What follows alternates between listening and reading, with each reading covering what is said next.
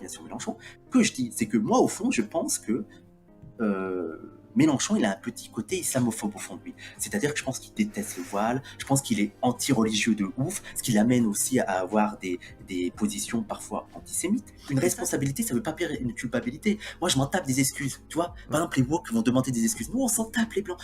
Ce qu'on dit souvent avec Ouria Boutelja, c'est qu'on n'aime pas les blancs fragiles. On déteste les blancs fragiles. Vous savez, les blancs qui sont en mode « Désolé, c'est dur quand même, le racisme, on s'en tape. Et on veut pas de tes excuses. » Et par contre, ça veut pas dire que, par exemple, je dis pas que, par exemple, Daesh, prenons l'exemple de Daesh, je dis pas que l'islam n'a rien à voir. Tu vois, je suis pas en mode « Ah non, c'est pas ça l'islam. » Bien sûr qu'il y a une part de, je veux dire, ils reposent leur idéologie sur une lecture de l'islam, sur une certaine lecture de l'islam. Donc, d'une certaine manière, je ferai passer le bonjour à ma maman, d'une certaine manière, l'islam rentre en compte. Sauf que c'est pas ça l'élément déclencheur, c'est-à-dire que les lectures qui font de Daesh, tu peux en faire toute lecture. Donc il y a un socle. J'ai lu beaucoup de marxistes, d'auteurs marxistes, notamment pour moi Lénine, c'est l'un des plus grands. L'un des plus grands, je veux dire, de par son pragmatisme, de par sa manière d'aborder les luttes et de sa manière d'aborder la révolution et tout, c'est extraordinaire. Mais moi, je dirais que je me définirais comme, allez, on va dire un marxiste décolonial. Bah oui, mais je suis désolé. Il propose le débat en fait, donc c'est logique. Voilà. Attends, mais même en parlant de la violence, on va parler de la violence. En ce moment, c'est qui casse des militants, que ce soit à Lyon. Qui c'est qui agresse Usul, qui c'est qui a agressé, qui a cassé des librairies antifascistes et tout. C'est les fachos. Mais moi, je vais vous dire les fachos. Moi, je suis pas en mode victimaire. Laisse-moi finir de parler. C'est moi l'invité. Ici, moi, je suis pas en truc victimaire. Je suis pas en train de dire, oh les fachos, s'il vous plaît, arrêtez d'être violents. Non, vous voulez jouer à ça? Moi, j'encourage les antifas à faire le taf. Vive les antifas qui font le taf. Et en vrai, je me dis, ce qui est fou, c'est surtout cette peur du changement en fait. C'est-à-dire que la France peut changer en fait. Voilà, peut-être dans 100 ans, ce sera pas la même chose qu'aujourd'hui. Alors, le problème, moi, ce que je voulais viser, c'était les arguments de gauche. Les arguments de gauche face à la théorie du grand remplacement, c'est quoi? C'est de dire, ah mais non, mais la théorie du grand remplacement, c'est faux. Il n'y a pas tant que ça d'immigrés en France. Mais moi, j'ai envie de leur dire, mais les gars, c'est quoi cet argument? Je veux dire, en fait, s'il y avait beaucoup d'immigrés en France, vous aussi, vous serez en train de dire, ah, le grand remplacement, c'est un problème. Moi, c'est surtout à la gauche que je voulais m'adresser. Après, les fachos qui soient dérangés, qu'il y ait de plus en plus de Noirs et d'Arabes, les gens, oui. La vie, elle change. Je veux dire, la France de 1900, c'est pas la même France que 1950. Et la France de 1950, c'est pas la même France que 2000. Et ça sera toujours pareil. La France va changer. La France n'est pas éternelle. La France n'a jamais éternelle. Ce que vous appelez la France, elle n'a jamais existé. Vous faites la gloire d'une chose qui n'a jamais existé. Et surtout, rien que de dire la France. Qu'est-ce que ça veut dire la France? C'est quoi la France? Moi, je connais plein de France en fait. Je veux dire, quand tu regardes Zemmour, la France qui mobilise, c'est la France des bourgeois. Je veux dire, moi, parce qu'en plus, là, je veux dire, moi, je suis pas forcément anti-France. Il y a des choses en France que je suis fier, parce que moi, je suis français. En plus, moi, je suis à moitié métis, c'est-à-dire que je suis à moitié blanc. Mais il y a des choses en France dont je comprends la fierté. Et par exemple, on va prendre la Commune de Paris. C'est une fierté. C'est une fierté dont je peux m'en revendiquer. Je veux dire, Louise Michel, c'est une fierté. C'est une fierté dont je peux m'en revendiquer. Je veux dire, il y a plein de choses comme ça. Il y a plein de résistants. Les porteurs de valises pour l'Algérie qui ont choisi, non pas de trahir la France, mais de rejoindre la cause de l'humanité. C'est une fierté. Précisons un peu. Attendez. Jean-Marc Rouillard, est-ce qu'on pourrait le qualifier de terroriste? Ça, c'est un autre débat, c'est qu'est-ce que les terroristes? Mais ça, on peut en parler. Alors moi, je veux dire, il n'y a pas de tabou, les gens. Mais ce que je voudrais dire d'abord, les gens, c'est que je ne comprends pas pourquoi vous voulez interdire Jean-Marc Rouillard de parler, en fait. Je veux dire, Jean-Marc Rouillard, il a fait 30 ans de prison, dont 10 ans d'isolement, donc il a purgé sa peine, il est en semi-liberté, donc il n'est pas interdit de parler, en fait. Il n'est pas interdit de parler. Ensuite, les gens, je veux dire... Comment est-ce que vous étiez pour la résistance française dans les années 40? Est-ce que vous étiez pour la résistance française? Je pense que tout le monde dans le chat était pour les résistants. Et aujourd'hui en France, aujourd'hui en Europe et partout dans le monde, il y a aussi des attentats fachos de ouf. Des attentats fachos. Il n'y a plus d'attentats d'extrême gauche. Hein. Dites-moi, c'est quoi le dernier attentat d'extrême gauche? Rien, c'est Action Directe. Ouais, c'était dans les années 70, parce que là, mais par contre, les fachos, ils font des attentats. Ils parlaient de Samuel Paty, les djihadistes. Les gens, c'est pas. Alors, il faudrait revenir sur le thème djihadiste, mais les extrémistes islamiques, on va dire, allez, pour utiliser un terme, c'est pas l'idéologie d'extrême gauche. Hein. C'est pas la nôtre aussi. C'est pas notre idéologie, en fait. Trouvez-nous un truc, on va les défendre. Je sais pas. Trouvez à quel moment on a défendu ça.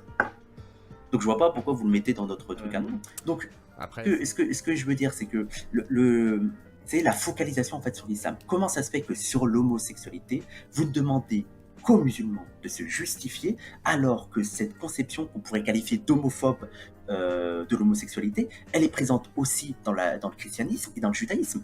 Pourquoi seuls les musulmans doivent se justifier? On va prendre un autre exemple. On va prendre l'exemple du féminisme. Toi, moi, je viens de Saint-Chamond, et à Saint-Chamond, il y a un imam qui s'est fait, là, qui est en instance d'être exclu de France parce qu'il a cité une parole du prophète, paix et bénédiction soit sur lui, et dans cette parole, il y aurait des propos qui jugent sexistes. Et donc, Darmanin a agi et a dit, eh ben, cet imam, on va le virer de France. Et les gens vont justifier en disant, ah ben oui, il n'y a qu'à pas être sexy. Et c'est islamophobe dans le sens où vous ne faites ça qu'avec les musulmans. Parce que l'Orient s'était présenté comme un territoire de débauché. Je veux dire, et aujourd'hui, non sans raison, c'est devenu un territoire de pudeur, de puritanisme. Mais ça, il y a des explications matérielles. Mais c'est juste pour vous dire que il faut avoir une vision matérialiste de ce qu'est la religion et comment elle est très influencée par les conditions matérielles. En fait, la religion n'évolue pas en dehors des sphères, en dehors de la planète. Elle est l'interprétation qu'on peut se faire de la religion, elle est elle-même influencée par ta condition sociale, en fait. C'est épouvantable.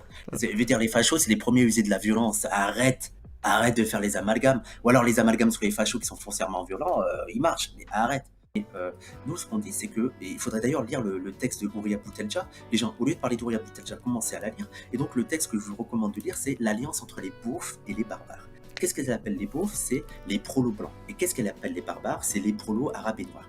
Et donc, elle, dans ce texte, elle explique que les blancs, faut que vous compreniez que votre intérêt, il n'est pas avec la bourgeoisie blanche. C'est ce que propose Zemmour. Zemmour, il propose l'alliance des prolos blancs et des bourgeois blancs, et qui va être au détriment des prolos blancs. Vous allez souffrir, les blancs. Alors que Orias, qu'est-ce qu'elle propose comme projet? C'est l'alliance des prolos blancs et des prolos noirs et arabes. De comprendre que vous avez, au fond, les mêmes intérêts communs. Par contre, ce qu'elle dit, c'est que pour qu'il y ait une alliance entre nous, il ne faut pas nier les problèmes qu'il y a entre nous, et notamment le racisme que vous pouvez avoir. Tu vois? Et alors, du coup, il y en a qui vont te dire, oui, mais alors, le racisme qu'on va avoir, c'est la délinquance, Wissam. La délinquance. Donc, voilà, je suis en droit tard. Vas-y. Oui, non, mais il n'y a Ça, pas tu peux rebondir. Il n'y a pas vraiment de question tabou. Mais imaginons, allez, prenons l'idée que les délinquants, ce sont surtout les Arabes et les Noirs. Je veux bien l'accepter. Imaginons. Et imaginons que. Et ceux qui sont plus en prison, c'est les Arabes et les Noirs. Soit vous avez une explication qui se résume à la culture et à la génétique. En ce cas-là, vous êtes raciste. Et notamment, vous dire Commerçant nous l'assume. Il assume son côté raciste. Soit vous essayez de trouver d'autres explications. Qu'est-ce qui explique que les Noirs et les Arabes sont beaucoup plus délinquants? Mais on pourrait le vérifier. Moi, par exemple, je serais pour les statistiques ethniques pour qu'on vérifie ça. Et même qu'en vérifiant ça, moi, j'aurais des explications. Et mes explications, elles sont matérialistes. Elles sont liées aux conditions matérielles. C'est-à-dire que déjà, et social. Voilà, il y a déjà le fait que les Arabes et les Noirs sont beaucoup plus contrôlés que les Blancs. Donc, c'est sûr que si vous contrôlez plus une population, elle va être davantage pris en délit. Et comme tu as diffusé la vidéo, dans la vidéo, je montrais que les Blancs circulaient plus souvent avec de la drogue que les Noirs et les Arabes.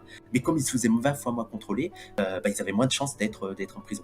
Et même après, dans la justice et tout, il y a un traitement raciste. Mais ce que je voudrais dire aussi, c'est que les Arabes et les Noirs sont au plus bas de l'échelle sociale. Et ce qu'on retrouve dans tous les...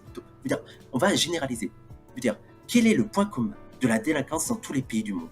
Il est simple, il n'est pas racial, c'est que à chaque fois la délinquance se trouve principalement dans les classes les plus précaires, principalement dans les classes populaires. Donc, en voyant ce point commun qui est un peu partout, je me dis que l'explication principale, c'est le fait que ces Arabes et ces Noirs ne sont pas seulement des Arabes et des Noirs, ce sont aussi des Arabes et des Noirs de classe populaire qui vivent dans des quartiers déshérités, qui n'ont pas de thunes et que, pour avoir de l'argent facile, on va faire ça, c'est tout. Mais ce que je voudrais dire, c'est qu'avant qu'il y ait des Arabes et des Noirs, on est d'accord qu'avant qu'il y ait des Arabes et des Noirs, il y avait aussi de la délinquance.